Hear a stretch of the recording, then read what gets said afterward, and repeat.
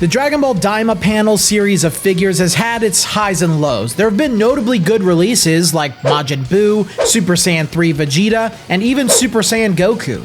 But there are certainly some less than stellar releases like the Kaioshin. Most people just aren't satisfied with the overall direction that this series of figures has taken. So today we'll be reviewing possibly the final figure in this series, Glorio. Let's see if he's worth the asking price. We do Dragon Ball figure reviews, news, and more here on the channel, so if you don't want to miss out on the hottest releases, make sure you subscribe. If you want to learn more about the Daima panel figure series, I suggest watching my Super Saiyan 3 Vegeta review to learn more about it. Glorio released in Japan in April 2025 and is also available as an overseas figure. He's based on his fight with Goku after Goku tries to warn him that he just isn't as strong as him. And frankly, he was right. Glorio's panel behind him is based on Demon World 3 during the dusk of their morning as that fight begins. Glorio looks fairly accurate to his anime counterpart. His proportions are well done, and I think his sculpt is pretty clean with cool details. I like the folds in his jacket and clothes, as well as the one seam in his boots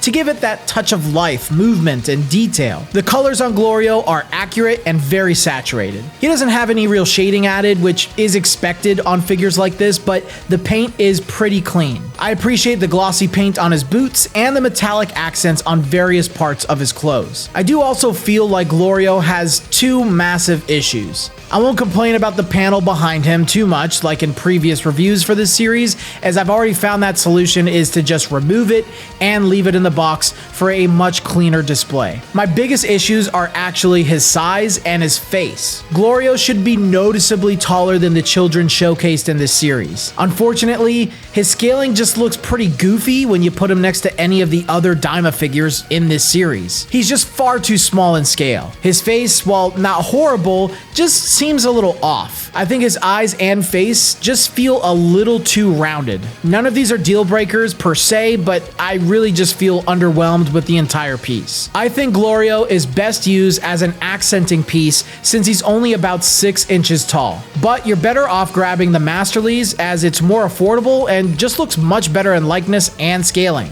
And again, the Masterlies is super affordable. If you decide to grab this Glorio or maybe the Masterlies version, then I would recommend today's sponsor, Kamehouse Collectibles. They have all of the most recent Dragon Ball figures from Ichiban Kuji, Solid Edge Works, GX Materia, and so much more. They're based in Canada, but also ship out to the US with just a $10 flat rate shipping fee for any state in the country. They're a really great service and team, and I've already included them in my regular rotation of where I buy figures, so please check them out via the link in the description below and have fun. This Glorio, though, is fine. I don't think he's really gonna blow anybody away. It's a lot like his character in the series, right? In the beginning, there's a lot of intrigue and mystery behind Glorio and what his true motives are, but in the end, it felt a little lackluster and a lot of it just fell flat for me. And with Glorio's popularity starting to wane, I really doubt anyone's going to be chomping at the bit to pick up their own Glorio figure, whether it's an SH Figure Arts, a Crane figure, even the Masterlies, honestly. He's likely my least favorite Daima panel series figure, maybe a little worse than the Kaioshin, and probably the last one that I'll ever review because it doesn't look like Bandai is making any more of these out until March 2026.